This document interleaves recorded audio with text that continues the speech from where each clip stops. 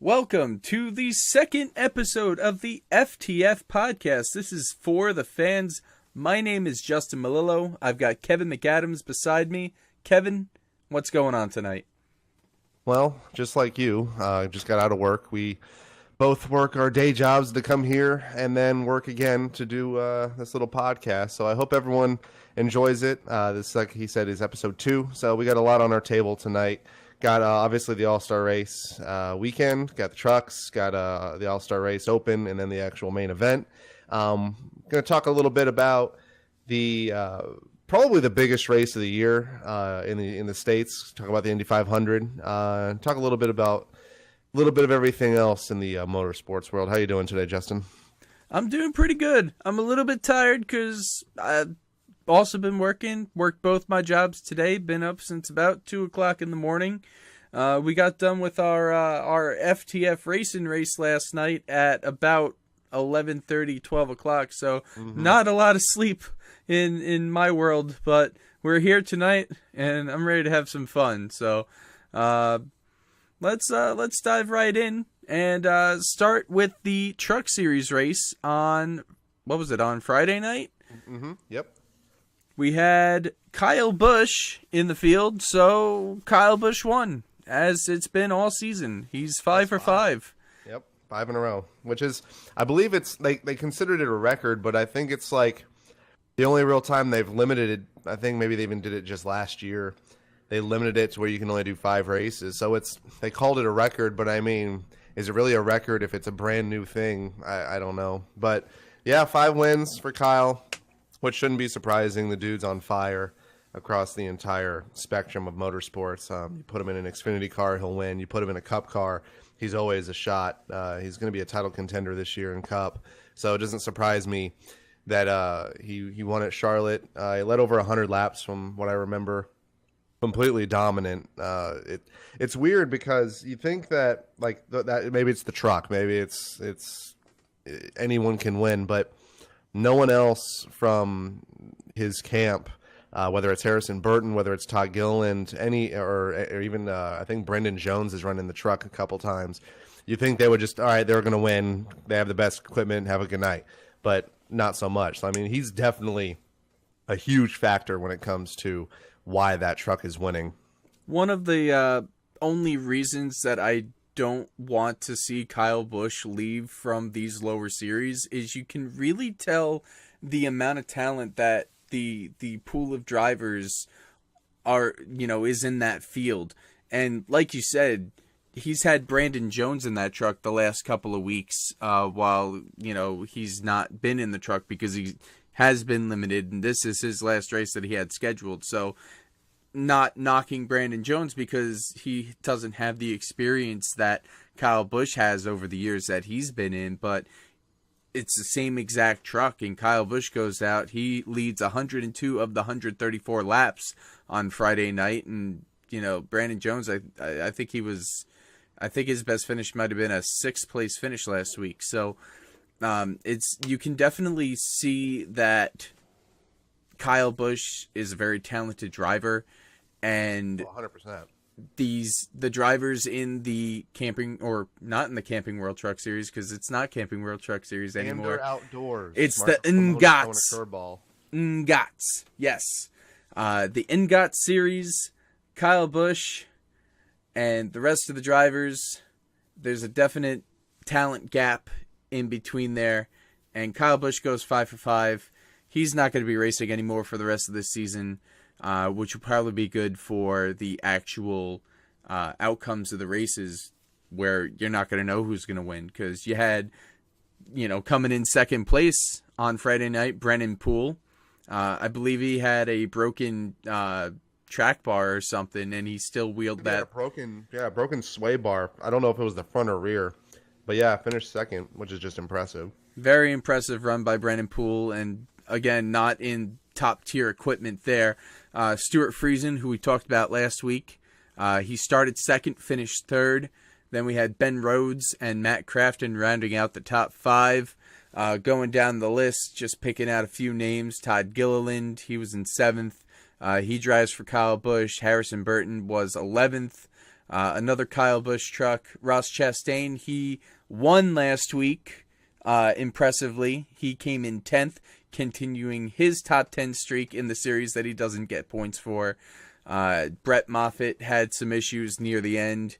He ended up 19th. Johnny Sauter was never really in that race. Started 12th, ended up 17th. We had 27 of the 32 trucks finish the race. The 5 retirees were Tyler Ankrum, Cody Rohrbaugh, Camden Murphy, Natalie Decker, and Joe Nemechek. Gotcha. Now, I wanted to kind of go back to the Kyle Busch factor in those KBM trucks. We've seen drivers like William Byron, Christopher Bell have a lot of success. So it's not necessarily a telltale sign that, like, oh, you get in that car or that truck, it's going to put you in first place. You have to have some kind of skill. Christopher Bell, arguably one of the most talented dirt guys out there. He won the Chili Bowl. I mean, that's one of the most prolific races of motorsports, at least here in the States. And I know it's like that over in Australia because they love their sprint car and their midget racing. Then you have William Byron, which is pretty much the ultimate come in, win, go to the next level. Come in, win, go to the next level kind of talent. So you have these guys come in, and women. I mean, we got all this pool of talent coming in, and they either show their worth really quickly because they have no other choice but to show their worth because it's the amount of talent. It's the turnover rate is so high. If you don't have immediate results, you're pretty much done. I know one of the topics we're going to talk about this week is those kind of drivers, people that have money that may not necessarily I guess deserved would be the best word for it. Have a ride where they should not be in the series. One of the people, and she's got a lot of social media attention. She's drawing a lot of comparisons, for good or for bad, to the likes of Danica Patrick, and that's Natalie Decker. Now, we're going to go over some stats here in a second, but I saw her first race in trucks at Daytona. It was a fluke probably, but blew a tire, out. She's wrecked, or at least spun, in 5 of the 6 races that she's entered. And I know a lot of people on Twitter, on Facebook have said, and there's a lot of evidence based on what I've heard, she drives incredibly scared. What do you think about Natalie, Justin? Do you think that she deserves to even be in NASCAR? Well, I'll say this.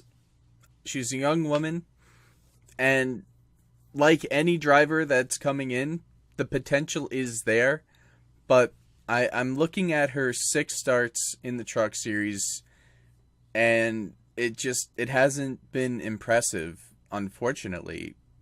Yeah, she had that fluke tire blow at Daytona, took her out.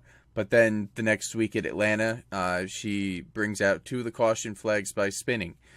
She had a really good race at Las Vegas. She had a pretty decent race at Dover, but then she followed those races up the past 2 weeks by retiring at Kansas from wrecking and retiring at Charlotte from wrecking. So looking at just the truck series numbers, yes, it's her first 6 ever races in a NASCAR Gander Outdoors Truck Series vehicle. But then I go and look at her ARCA stats, and she's been racing in ARCA since 2017. Right. The numbers really aren't impressive there either, and she's been in some of the top equipment there as well. And DGR Crosley is, I wouldn't say the top equipment, but they're pretty decent. They get some pretty good factory support. But at the ARCA level, she's with Venturini Motorsports. Last season, she raced all 20 races. She only came home with 2 top 5 finishes, 9 top 10s. So, I mean, that's decent, but an average finish of 11.8 when you look at the rest of the field, you look at the driver standings for the 2018 season, she came in 7th, and she was the last of all the drivers that raced the entire season. She doesn't have a win to her name. She had only 2 top 5s, like I said. Her teammates, 12 top 5s, 13 top 10s in the same equipment. So, you look at stuff like that, and you want to see drivers progress, and you want to see diversity throughout NASCAR, because we've had Danica, and unfortunately the Danica experience didn't really live up to the hype. She never really was ever in contention for a win at any point in her NASCAR career, except for maybe one time at a road course in Canada, and a shoe ended up foiling that. Right. Exactly. And real quick, just to go back to the teammate tangent, Tyler Ankram's been in the 7 team, which is a direct teammate to her. She's not necessarily way far behind, but I mean, he's producing way better finishes, at least more consistent. He's got 2 top 10s. He's got a 2nd place start and a 6th place start at Texas and Kansas, respectively. The race where he finished 11th was where he started 2nd. So, by all means, if those cars or those trucks, I'm going to do this all the time. If those trucks are produced pretty much comparatively, where they're very similar in speed, same engine, same chassis, or at least very close in the setup package that they bring to the table, she should be producing the exact same results, if not maybe a spot or 2 behind. I get it, she's young. She's inexperienced, but honestly, if she didn't produce anything in arguably the I would call the Gibbs of ARCA in Venturini, if you're not producing at Venturini, what can you even say about your skill set? Because those cars are built to win. I mean, you had when Brennan Poole subbed for her at Pocono, turned the car from a middle of the pack car, he damn near won the race, and he didn't even have the whole race to go from the back to the front. So I mean, I honestly don't think she's definitely not ready. I think she's going to stick around because I know the sponsorship is affiliated with her family in some way, and Gilliland with the DGR Crosley camp. They need that kind of financing. Every single team needs some kind of way to pay the bill, so I think she's going to stick around. But I think it's a really bad mark, not only for anyone on the way up, but for all women that this is the standard. It's okay. You can be a 30th place driver, and it's okay. Like we're not gonna get on you about you need to get faster, or you're out, or you're done. I think it should be like that, but he's not being treated that way at all. The almighty dollar has the final say when it comes to these rides. And I'm not going to say that we don't need it. I mean, that's NASCAR, the way that the business model is run nowadays. It's everybody needs every dollar that they can get. And Natalie is bringing that money, and that's why she's able to get these truck rides at this level. That's why she was able to get those rides in the ARCA series with Venturini. So, you can't hate the player. You got to hate the game a little bit. That in this case, for sure. It's definitely it's sad to see drivers that have to, who was the ARCA champion a couple of years ago that he hasn't been in a competitive ride since he lost his ride. Who was it? That was Terrio? Yes, Austin Terrio. Austin Terrio wins the ARCA championship, and the next year he's out of a ride because somebody bought his ride out, or they didn't have money, or whatever it was. And that's just the environment that we live in, and it's pretty sad for sure. But I mean, Natalie's just one driver out of many. There are many other drivers that are in the same situation, that they're paying for their ride, and I'm Brendan Jones. That's another example, honestly. Yeah, I mean, he's driving for Joe Gibbs in the Xfinity series, and Hasn't won anything. no, it's Not at all. I was kind of banking on him at Bristol earlier this year in my Yeah, fantasy, and I got kind of torn a new one by our friend group, and it was well deserved because he was up there, he was going fast because those cars are fast, but he tore up the equipment at the end of the race, and that's just, you know, another example of money buying a ride. But I'm hopeful going back to women in NASCAR. I'm hopeful for the future because I see drivers like Haley Deegan that are on the way up, and she's got a lot of talent. She's won a race in the K&N series already, and she, you know, I'm hopeful that we can get some more diversity at the top level of NASCAR because it's what this sport needs. We need diversity. We need fans from all different walks of life to come in and say, that's my driver. That's the biggest pull that Danica had, and the biggest reason why I don't really ever condemn her for it is that, I mean, my sister, she was 10 years old when Danica left the sport, but she was a Danica fan. You know, you need kids to look up to drivers, and you need some relatability in that instance. And I agree. But I'm just hoping that it's, you know, someone deserving of a ride going forward, and not somebody who's going to buy their way in. Oh, I agree. I mean, it's going to be hard because money drives everything. If it was up to talent, Brian Moffitt would be a huge star in Cup. Brett Moffitt? What'd I say? Brian? Brett Moffitt. Jesus Christ. Ross Chastain. I got that name right. He would be a prevalent name in Cup.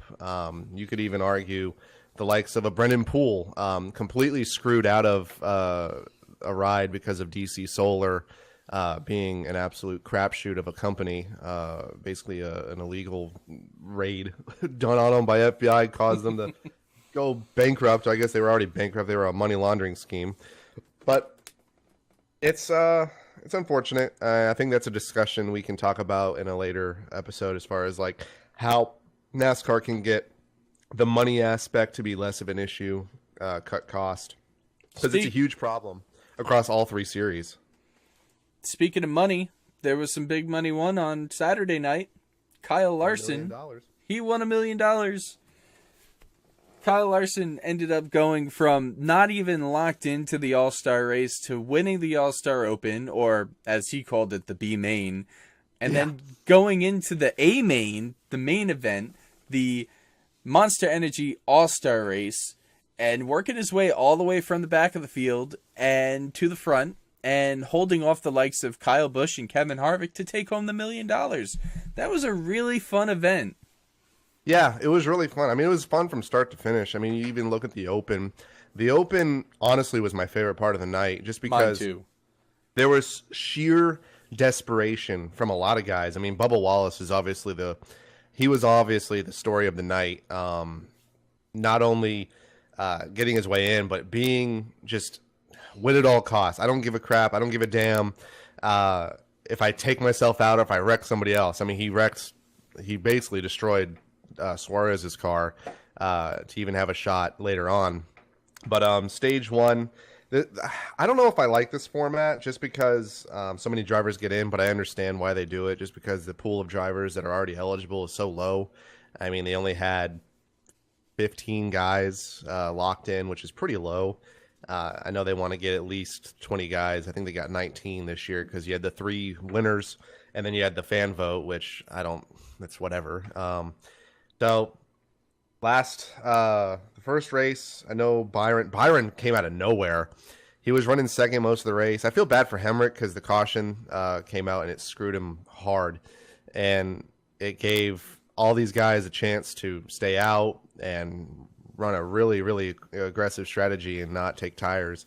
So you had a great 2-lap finish to win stage one. Byron comes out of absolutely nowhere, comes from third and ekes out Bubba, and Bubba's just forcing him down into the grass. And I mean, that was as close to a pass in the grass as we've seen in a long time, just because you can actually go down there without destroying your car because of the AstroTurf, which we can talk about a little bit with Ryan Newman's incident. And then you have Bubba coming out and winning stage 2. Now, I don't know about you, but I thought that was the coolest part of the night. It definitely was. The emotions, just, it actually brought me to tears. There were 2 things that made me cry that day, and I try not to cry about stupid crap like this, but Bubba Wallace putting everything on the line to hold off Daniel Suarez to win stage 2. Then he goes into his garage stall. He's high-fiving all of his team members. He's hugging everybody that he can, and out comes Ryan Blaney. And Ryan Blaney's locked into the event. Those two, they're family to each other, and right. they share a very intense hug together. And there's a great picture that's out there. You could just see the emotion in Bubba's eyes, in that embrace with Ryan, and then it continued throughout the night for Bubba, because Bubba was definitely, yes, Kyle Larson won the $1 million, but Bubba Wallace stole the show. Bubba Wallace comes out on stage, he's double fisting Coca-Cola, smashes them together, pours them all over himself. He was just pumped up to be there. He goes out, he's not even a lame duck in this situation either. He's not even just running last as you would expect him to, because nobody expected him to even be in the All Star race. He goes out there, he competes, he gets a top 5 finish in the NASCAR Monster Energy All Star race. Out of all the top talent, Bubba Wallace takes that number 43, finishes 5th. Just an incredible night for him and his team. Absolutely. And obviously, no one really thinks about who finishes 2nd, who finishes 3rd, who finishes 8th in an all-star race. But I'm definitely going to remember Bubba. It's so hard to watch him struggle, because he's struggling from a professional standpoint. Petty's not the equipment that it once was. It's not like how it was in the 90s, where someone like a Bobby Hamilton or a John Andretti can get in that car and win. It's not how it was even 10 years ago, where Bobby Labonte was competing for top 5s in the 43 car. It's a car that is honestly on razor's edge from being an underfunded machine. It has nothing to do with Bubba. I mean, he's an immensely talented driver. He came out of the ranks of the KBM camp, and he showed that he can be talented, and he can run well and compete for wins. So it was a really good, feel good story of the night, because man, you just hate to see someone like that he's so likable. I met him a few years ago. He's such a likable guy. You cannot say a bad word about him. He's someone we need in the sport, terribly. And I'd hate to see this ride go away for funding reasons, just because it's a Petty car. Penny Enterprise has been a huge part of this sport for such a long time, and B, Bubba's exactly what we need to bring in people. And honestly, how could you hate him? How could you not like him? I root for him every single time I see him on the track. Let's go back to, let's not diverge too much, make this a Bubba Wallace jerk-off session.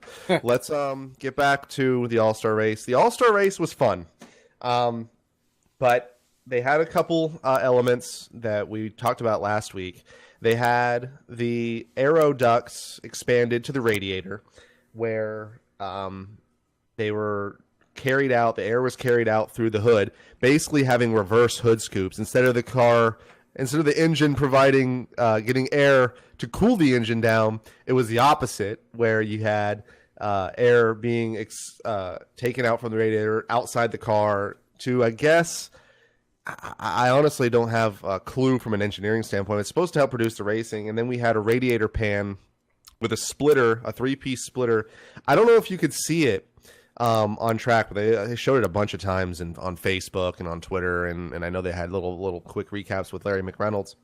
But it had about a half an inch gap from the ground to bring a little bit more air to the rear of the car.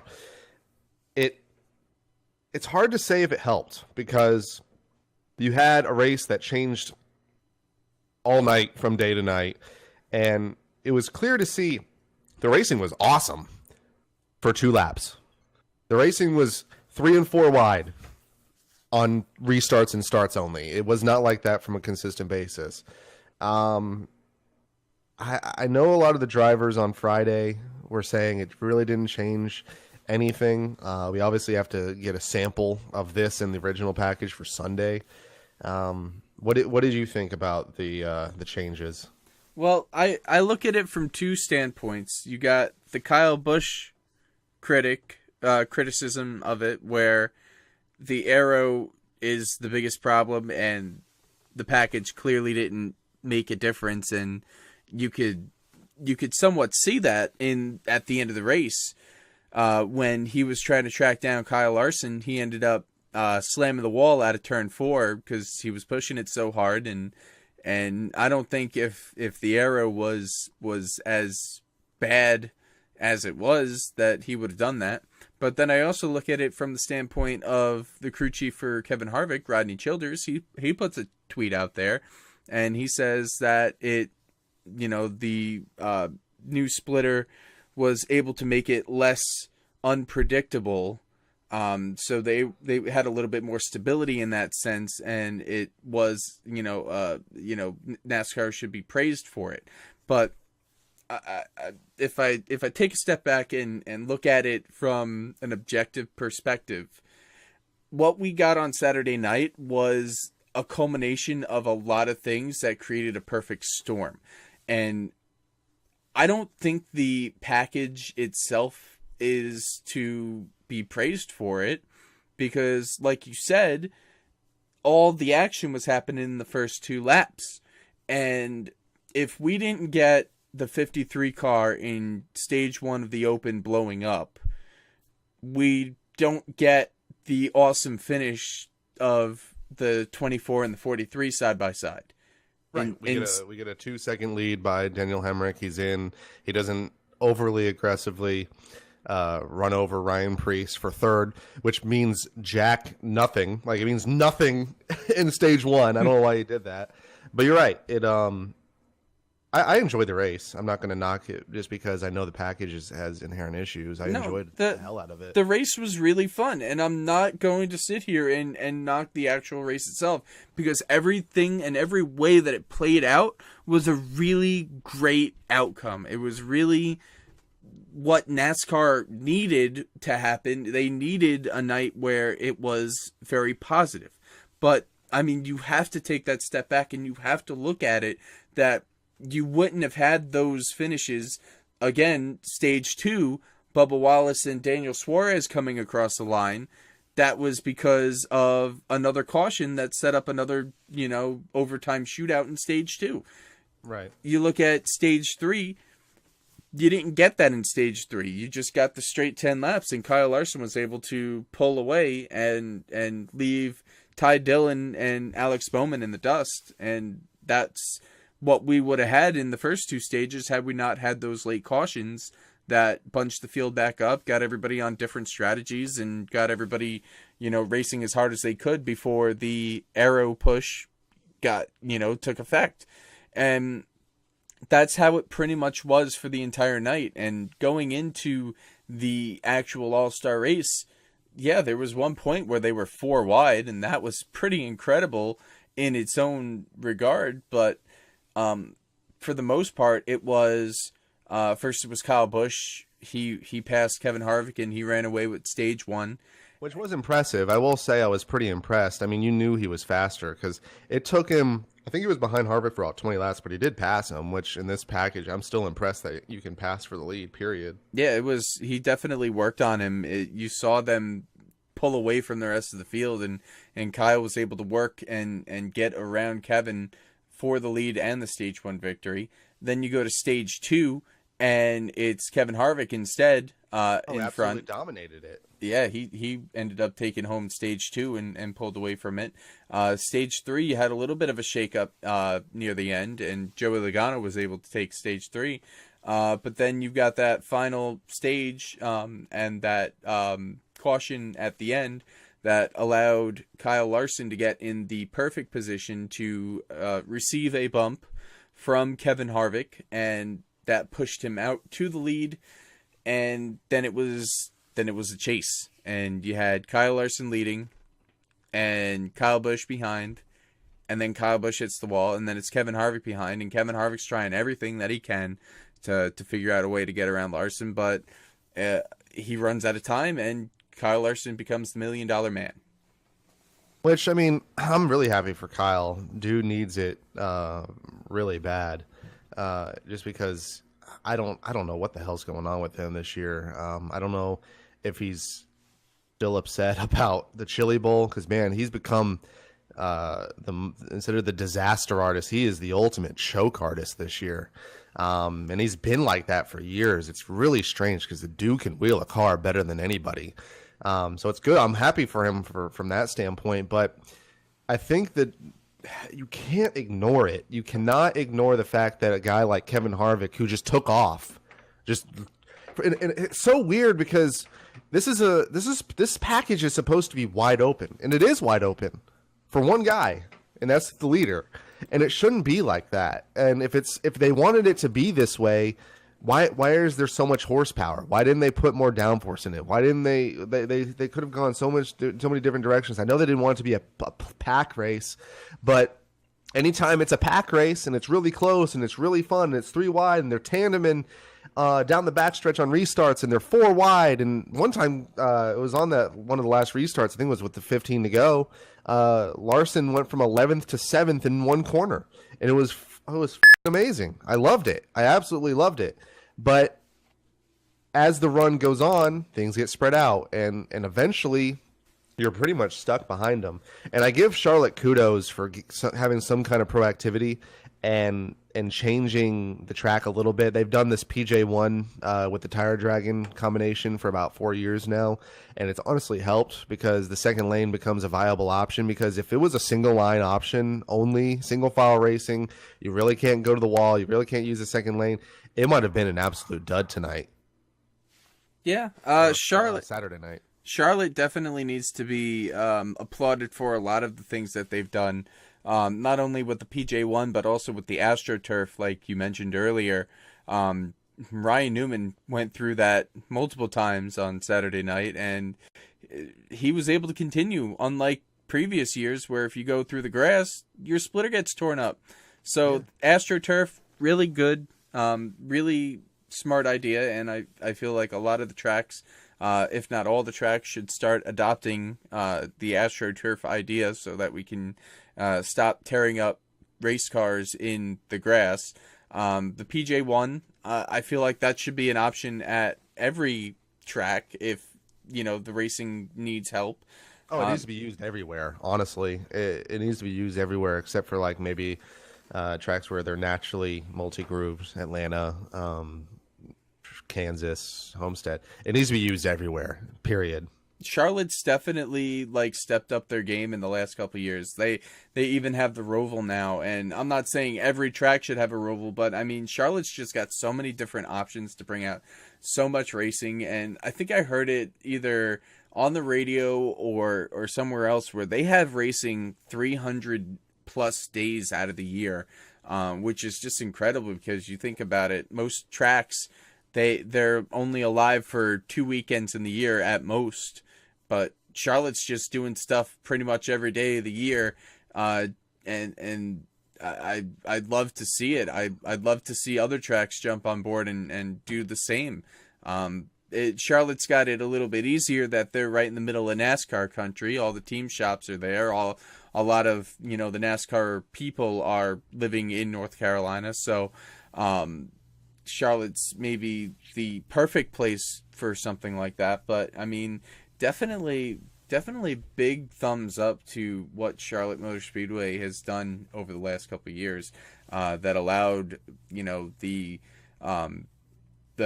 All Star race that we had this year, the All Star race that we had last year, the Roval that we had last year. It's been a lot of fun stuff at Charlotte lately.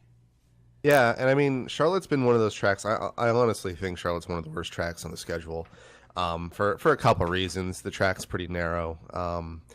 It's not a good track for racing, but they have proved me wrong a lot lately, just because of the PJ1, the Roval.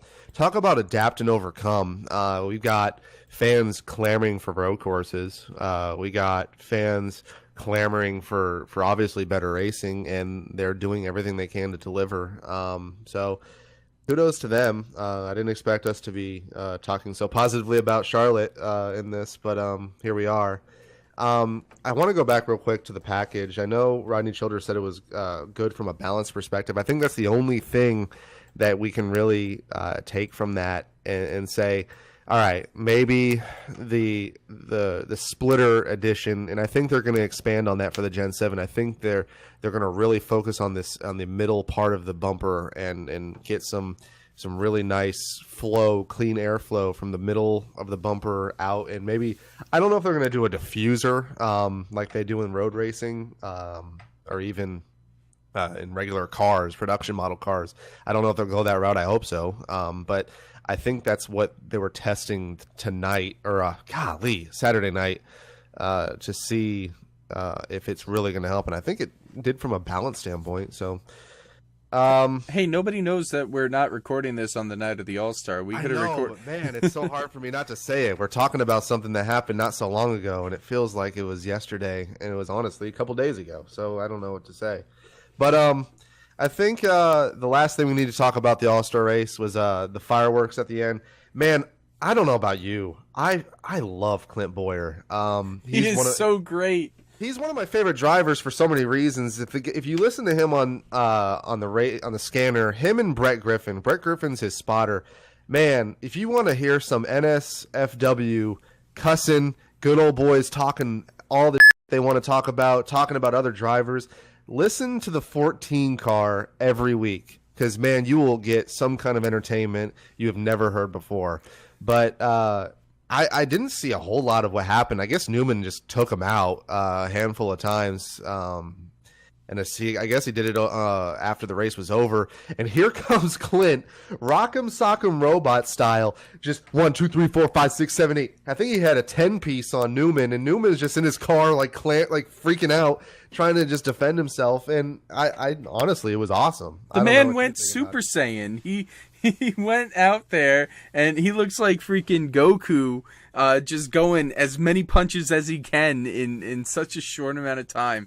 I mean, there are people out there who are saying, like, oh, he should have took his helmet off. Who cares? I mean, the man he jumps out of his car, and he just runs over as fast as he can to find Ryan Newman.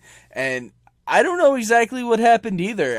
I saw that there was a video where Clint thought that Ryan was a lapper, and Ryan's like, no, I wasn't a f***ing lapper, are you kidding? And like, then, you know, Clint's like, oh, but at the same time, he's like, he doesn't care. He got screwed out of what he thought was his chance to go win $1 million. And it's been a very frustrating year for Clint Bowyer. Let's not, you know, every week it seems like he's got something that's come up that he is, you know, he's going out there and speaking his mind about, which Clint Bowyer does. Last week it was with Eric Jones. This week it's with Ryan Newman. Earlier in the season it was with the qualifying package. So with Clint Bowyer, he's always got something on his mind, and it's, you know, it's kind of a little bit heartbreaking to see him befall so much, you know, of this bad luck. He's getting negatively criticized for stuff too that he really shouldn't be. He's showing passion, he's showing emotion. It's really, Clint Bowyer's been one of the funnest parts of the 2019 season, in my opinion, and I just the quote unquote fight on pit road between him and Ryan Newman was just a fight. That was an absolute slap fight beat down. It was so funny. But how could you hate him? Like, it's so weird. NASCAR fans are so fickle, and I obviously different people are saying different things, but you can tell what's popular just because you see how many likes things have, you see how many retweets things have. You have people calling him a crybaby, But then you have these fans like really loving the 1979 500, and that's how the sport evolved into what it is, because it's a redneck show, and it's all about all these guys fighting and duking it out for not only position on track but in the garage, and you got that kind of entertainment. But then you have these guys who are like, oh, you can't have that, you can't have this kind of fighting. Or then you have someone like Clint Bowyer getting criticism, calling him a crybaby and calling him a coward because he didn't take his helmet off. But this is the same guy who ran about a quarter mile trying to beat the hell out of Jeff Gordon after Jeff Gordon took him out. So it's like you can't really, there's no real serious accusation calling him a coward. The dude is as tough as you can get. He's a guy from the Midwest who scratched and clawed his way to the top, and he's honestly exactly what we need for the sport. So I loved it. I think that was a great finale for the race. I think it was honestly what we need, just to get. Honestly, Dale Earnhardt said it best. If you ain't being booed or cheered, they ain't caring about you. You better get the hell out of the way and get off the track. So I loved it. And if NASCAR had any issue with it, they would have definitely told them. No suspensions. No suspensions, no fines, no nothing. I mean, just like last week with talking, all the shit that they were talking about the aero package and whatnot with Bob Levine and with Kyle Busch. I mean, NASCAR's letting the leash loose a little bit looser lately, and I love it, because we're seeing instances like Clint Bowyer going and doing a Kamehameha over on Ryan Newman. And then you got earlier in the season, you got Daniel Suarez and Michael McDowell throwing down on pit road. So I don't necessarily want to see people getting beat up every week, but I love the emotion. I love that these drivers are so invested in what they're doing and everything, that they're willing to go out there and throw down for it. So, Clint Bowyer, keep it up. Love to see it. And I'm just looking forward to the next instance of Clint Bowyer, because you always know that it's going to be a fun time. Oh, he's a soundbite every single time. Anytime he has a hot mic in front of him, he says something funny, or he says something real as shit. He says something that grabs your attention. So it's funny, going back to him and Newman. I saw on Facebook that him and Bowyer have a Bass Pro Shops meet and greet, and they're going to be there together. So we'll see if this beef has been settled by then. Hopefully there's not some awkwardness in front of fans. So that'll be really interesting to hear about later on. I think that's a good way to cap off our All-Star race coverage. Like I said, it was a fun race. Obviously there's some work to be done in a lot of different facets. Let's briefly talk about the 600, and then we'll get on to Indy, which is obviously the story of the weekend. We have a lot of stuff to talk about there. The 600 is obviously the longest race of the year. It's going to be, I think, a really important thing for NASCAR to have a really good race. A lot of people consider the 600 nap time after the 500. All right, let's grab a seat on the couch. Let's lay down. Let's grab a beer and some chips, and let's take a nap halfway through the race. Wake up and find out who won the race with 10 laps to go. I think it'll be a good race from a what have we done lately kind of standpoint, because man, these 600 milers have been god awful. Whether it's complete domination by Truex or just a really long and overly long, because these races are just before it didn't, I don't know, maybe it's my advanced age, but man, these 400 lap races just take forever and there's nothing exciting. So I'm hoping with this new package, if there's some cautions, we have some fun, and if we have some fun, maybe we'll get some new guys at the front, and I don't know, we'll see. I'm not as overly optimistic about it as you are, because I feel like it's such a long race that it's an endurance for a lot of these drivers, that they know that they've got to be there at the end if they're going to win it. So a lot of them take into the mindset that they got to pretty much chill for the first 500 miles before starting to make a move for the 600th mile, because they're going to have 4 stages. So the first 3, yeah, they're going to be racing for stage points, but everybody wants to win the race. So everybody's going to be pretty much trying to set themselves up for the end game, which is to win the race. So I'm maybe not as overly optimistic as you are, even with the new aero package, and with what we saw at Kansas, definitely has the opportunity to have that here in the 600. But I don't foresee them being up on the wheel for all 600 miles as everybody wants them to be. I feel like they're going to be a little bit more calmer, like we've seen at super speedways lately. They kind of mellow out for a little bit, and then the action will pick up at some point. And if we get the right caution, I think that, yeah, we could end up having some really excellent stage finishes and race finish even. But that all depends on how it all plays out. I don't know. I'm looking forward to it regardless. I actually did enjoy the last couple of years where first it was Martin Truex goes out there and he leads about 390 something of the 400 laps. I enjoy that. I like to see domination at that level, because that means that a team went out and they executed at all points, and they were able to make it happen. I would have loved to have seen them go 400 for 400. That would have been awesome. The coolest thing. Kyle Busch, I think it was last year, went out and led a lot of laps, 300 and something laps of the 400. Another one where the pure execution and skill level and the team coming together and making that happen, that stuff turns me on. I'm not gonna lie. But you also like to see what we saw at the All Star race too, and maybe that might be maybe not maybe it definitely would be a lot better than pure domination that's out there. So I'm looking forward to it. I'm not overly optimistic about seeing what we saw at the All Star race or at Kansas, but it'll be a race nonetheless. And whenever cars are on track, there's always something fun going on. Yeah, no, I think it's going to be a tale of two cities, 2 races, because half the race is obviously going to be run the day, and we saw in the Open things got a lot more spread out.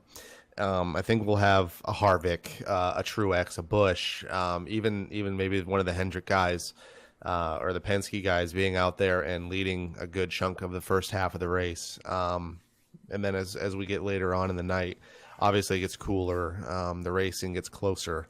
I think it's going to be one of those things where you just have to be patient, and it'll get better. I'll give you my opinion on this, but I want to ask you about something. About a week and a half ago, they announced this halftime break. They've done it before. They did it at the 400 last year, and I think they did it in 2009 because they ran the race on Memorial Day because of the rainout. They're going to do this halftime break for the military. What are your thoughts about it? And I'll share mine after. I know I'm not going to care as much as some people are. I personally, the more military and the more America that we see, I like that kind of so I think it might be, if they do it right, it could be something really cool. Yeah, they're going to be pausing the race and they're going to be turning the cars off for halftime, which you don't ever see that. But I think if they do this right, it could be something pretty cool for, just the patriotism that's included with it. But I know a lot of people out there disagree with me on that. A lot of people out there are going to be like, well, no, I don't want them to stop racing. I don't want them to turn the cars off and do some stupid ass America. I just want to see cars on track for the whole 400 mile or 400 laps. So I can see it from both sides. I personally, I don't mind it. Well, and I mean, I'm probably going to get some hate for this. And honestly, that's what I'm here for. I want someone to hate me. I think it's an obvious stunt by NASCAR. I think they, like I said before, they did a little bit of a pause on the pace laps to support troops, and I'm by all means 100% for troops. Those guys do things that I would never ever do. I would never risk my life for this country. It's something that I think we should bring attention to. But I think it's something that they should do before the race, because Well, they are going to do it before the race. They're just going to do it again. I don't see what the point of that is. If you're going to do it like a long-standing moment of silence, do it before the race, and then let's get the show going. Let's get the show on the road, and let's go. And a lot of people have brought this up as a theory. I think it's an attempt for NASCAR to bring the idea of halftime without getting a lot of blowback. And I think good old David Land, fellow YouTube personality at this point, we're doing this now, he said the same thing. It's a way for NASCAR to bring this idea to form without any criticism, because if there's criticism, it's, oh, you are anti-military, you're anti-America, what the fuck is wrong with you? You can't be saying that stuff. We have to support the troops, and if this is so much of a burden on you, you should just leave. You should just turn off the TV, you should just get the fuck out, call it a day, and just you're committing the most disrespectful act possible. Like I said, I support the troops 100%. Every single time I see someone that's former military or active military come into my store, I say, thank you for your service. What branch did you, like, I always talk about it. It always becomes a topic of discussion. But I think this is NASCAR utilizing this obvious political environment of they're obviously pro-military, as everyone should be. And they're using it as a mask to attempt something that they might want to use in the future, and that's halftime. I could be wrong. All of the people that are saying that could be wrong, but I don't think I'm wrong, because we've already seen things like halftime in the truck series for different reasons. You got it was for resource reasons, no pit crews or anything, but I think they're trying to bring this into fruition because money talks. And if you have a halftime period, you can use that for airtime, for commercials, and that actually might end up being a good thing. But I'm already not a fan of the stage cautions. I think they should just keep racing. I don't like any inorganic stoppages to the race. So honestly, that's my only real gripe about it, is the fact that it's going to be a stoppage for a ceremonial thing that's never been done before. Why is this race going to be any different? No, I don't think you have to defend yourself either on that. I mean, everybody supports the troops, as far as I know. That's in NASCAR. So it's, you might be right. You might be right. And I hope they do it right, where it's a really good ceremony and it's a really, inspiring thing for the crowd that's there, and for the people tuning in on television to witness that it's not a stunt, that they're not just pulling the cars down and they blow off a couple fireworks and then they're like, yay, America, and then they go back out on track and run again. That would just be so dumb in my eyes. So I whatever happens. If they're doing it to try and gauge what fan reaction is on it, I mean, that is a way to do it, I guess. I would hope that that's not what they're doing, but you never know. Well, NASCAR's NASCAR. They'll do whatever they want to do anyway. We'll see. It's probably not going to be a big deal at the end of the day.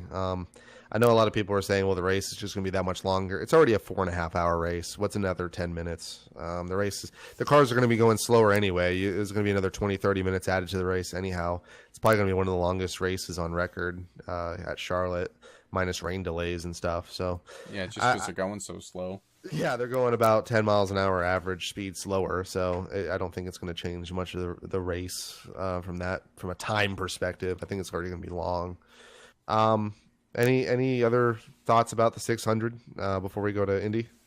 No, I'm just I like that they do this a little bit different, where that because it is the longest race of the year at 600 miles, that they give it an extra stage, and an extra playoff point, therefore making this pretty much the biggest race of the year to score points in.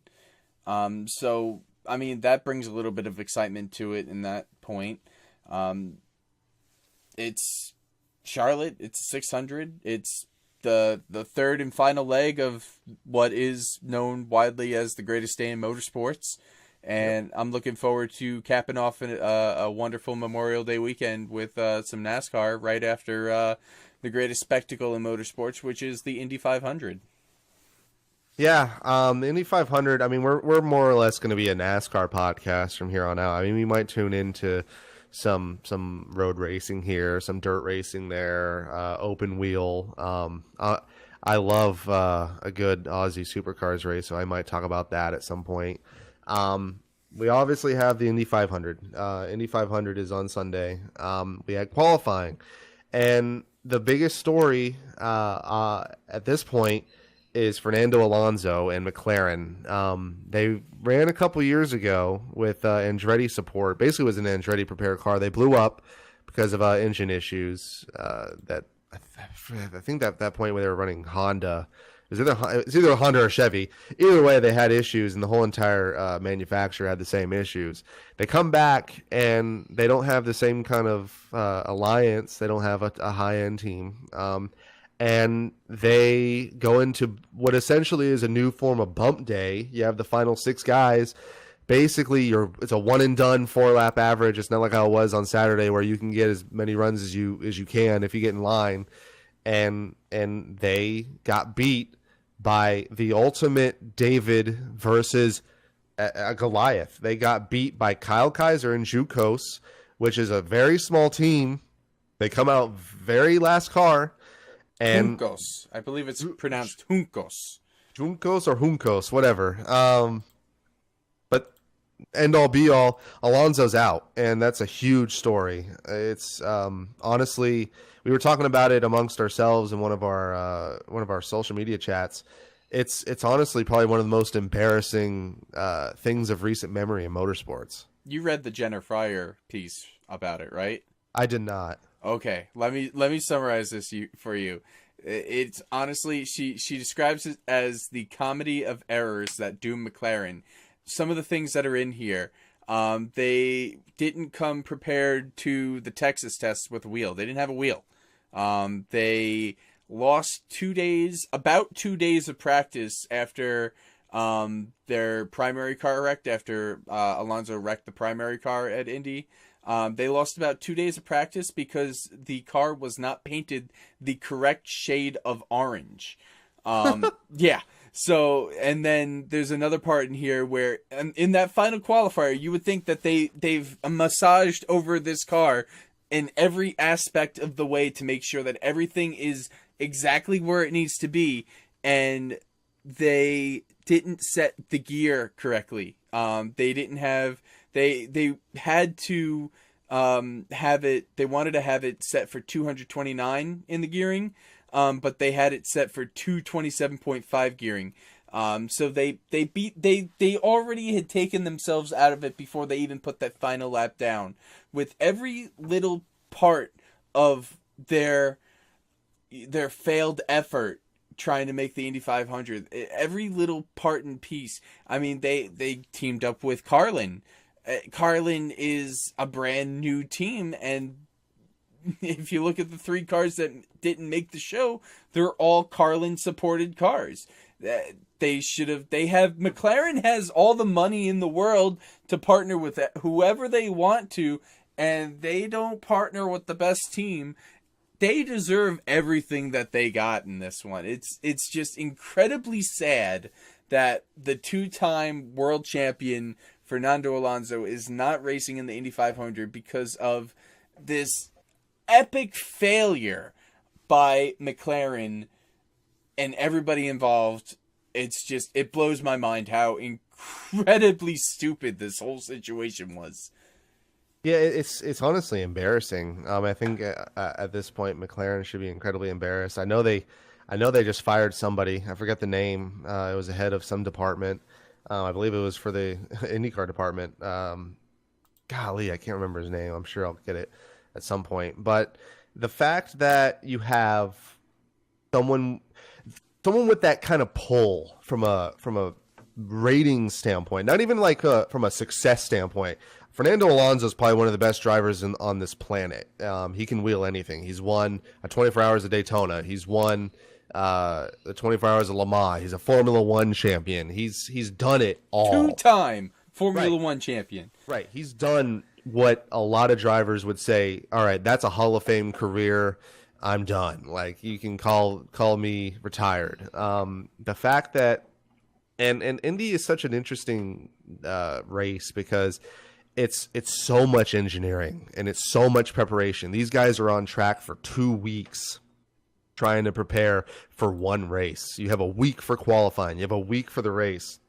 And the fact that a team with an entire brand with as much resources as McLaren does to partner with a small team like Carlin and not get the results is like you said, it's pathetic. It's something that I think if I'm Fernando Alonso, and I know McLaren started as soon as the gun was shot when Kaiser finished his lap, they were already starting to look for rides to buy.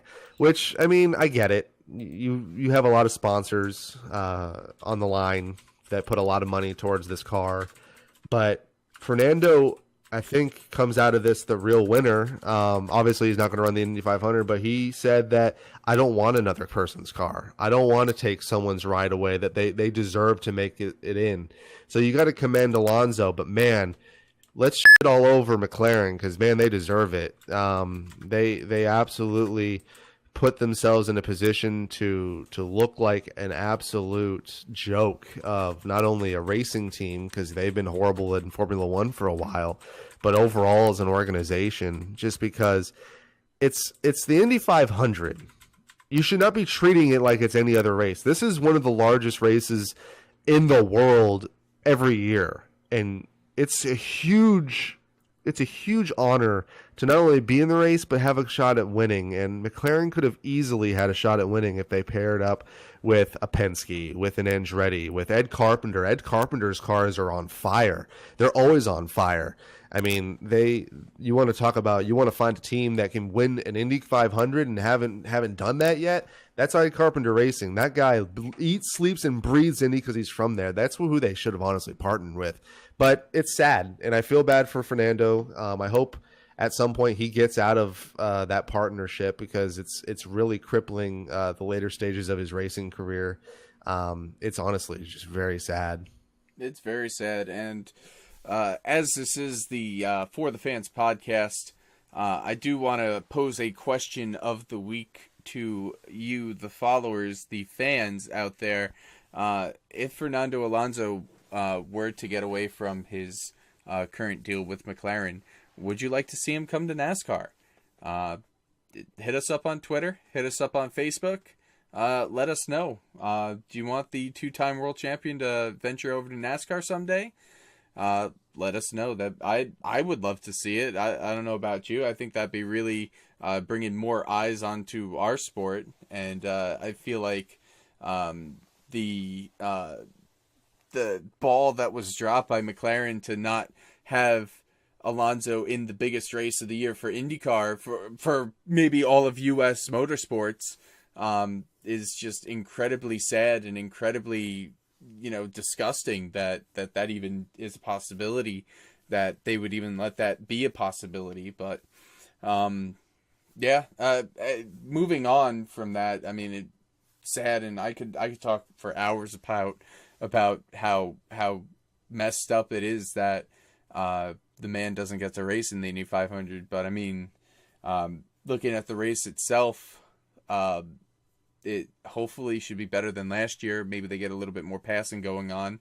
You and I were at the Indy 500 last year. Yeah. Got to see Will Power win. Got to burn ourselves in the hot sun that day. Hey, you guys were the ones burned, not me. I wanted to go to Cedar Point after, and you guys were crying and whining that you guys can't handle the heat. So you guys owe me a trip to a roller coaster theme park. But to go back to the NASCAR idea for Alonso, I really would like to see how he does, just because Juan Pablo Montoya obviously gave it a shot, and I think he did pretty well, considering what he had.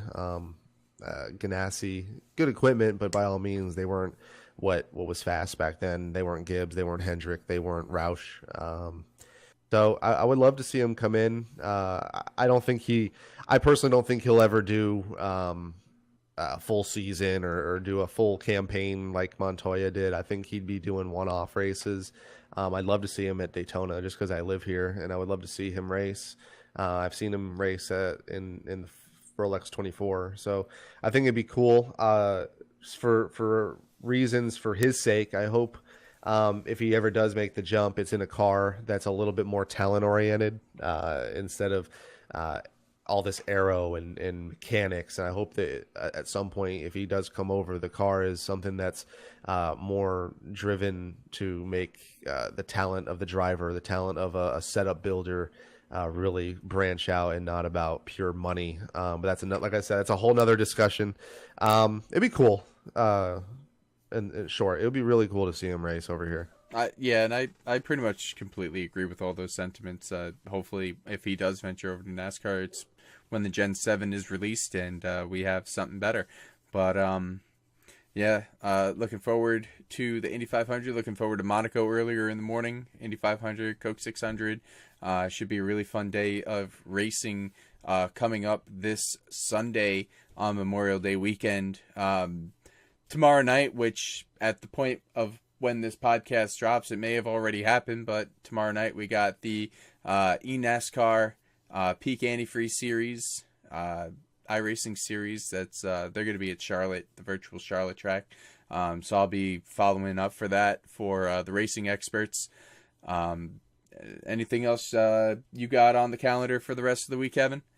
I'll definitely be watching tomorrow. Good friend of mine, Blake Reynolds. He's golly, him and the Dead Zone guys are on fire for producing ridiculous fast equipment. It's really cool to see all these teams come in. Austin Dillon, Steve Letarte, Gibbs, Roush, a lot of these esports teams like the Renegades, making iRacing, and obviously you got NASCAR Heat coming in, and that's the like in-house NASCAR sim racing entry for an entertainment perspective. But yeah, I'll be watching tomorrow. Ryan Luza, I don't know how many of you guys watching really pay attention to sim racing, but if you ever have seen Ryan Luza run, he's an absolute just beast behind the wheel. He can win every week, and he's already won 3 times this year. And honestly, he's the ultimate favorite for the championship. He came really close last year, lost to Ray Alfalo, who once again just an absolute freak behind the simulator. And it's weird because he's been really off this year, and it's kind of disappointing, but it's a nice breath of fresh air to see someone else up front. And I'm excited for tomorrow. Yeah, I'm pretty excited for tomorrow night too. Ray's definitely been having an off season this year. Not even in the top playoff standings at this point, but you got guys like Luza, you got guys like Zach Novak. Novak was able to pull it into victory lane last week at Kansas. He's won twice now on the season. We've even had upset winners this year from Eric J. Smith, who won at Auto Club. That was pretty cool to see. Auto Club was probably the race of the season and of all time. It was just an incredible atmosphere of everything that was going on. But definitely, if you're fans of racing, and if you're fans of computer stuff, definitely check out the eNASCAR iRacing series. They broadcast live on Twitch every other Tuesday night. So, like I said, by the time this podcast's out, it may have already happened. We may already have a winner at Charlotte, but definitely looking forward to that tomorrow night. And like you brought up, the eNASCAR Heat Series is going to be kicking off their first race of the season this weekend as well. I believe they're going to be doing it on Sunday, where they're going to be having the Xbox guys go first. I want to say at like 2:30, and then the PlayStation guys get to go at 3:00. So I know I'm not as excited about the NASCAR Heat as I am about iRacing, because I feel like iRacing is you get a little bit more of the realism aspect out of it, but it's still yeah, I agree. you still get some NASCAR sim racing going on, and you got some guys that I've driven races with in the Heat Series, like Diego Alvarado, Josh Parker, Justin Brooks. So you got some pretty big sim racing names that are in the Heat Series for the inaugural season of that. So I'll be tuning into that as well. You can have fun with that. I'm not going to watch that. I don't think I'll be recapping it like I do the iRacing series, but it'll I'm interested to see how it goes. I saw there was a video of one of the finishes, and it was a pretty cool finish. I'm not gonna lie, of one of the practice races that they were doing. But a lot of racing coming up. Anything else you got planned for the rest of the week, Kevin? Well, I'm going to be juggling working and watching the Indy 500 because I work on Sunday. I'm off Monday, so I guess I can recap it there. But my week to week life is work, lift, eat, sleep, repeat. So obviously we got the greatest day in motorsports. I'll probably wake up early, if not right at the end of the Monaco race. It's always one of those races that it's more prolific than the actual race ends up being. It's always one of those someone's going to dominate kind of races, but you always want to see who wins. Then you got the 500, and then you got the 600. So should be a pretty good weekend. We got Xfinity this week as well, so hopefully that race is good, and should be a good week for racing. Hopefully, like you mentioned before, hopefully the 500 produces more of what we've seen the last 5 years, where it's 40, 50, 60 lead changes, and it's an absolute barn burner of a race. I'm looking forward to it. Well, that's all the time that we have for tonight. My name is Justin Melillo again, and alongside me again was Kevin McAdams. This has been the For the Fans podcast. Tune in next week, and we'll be recapping whatever happened this weekend. Have a good night, or have a good day. Goodbye.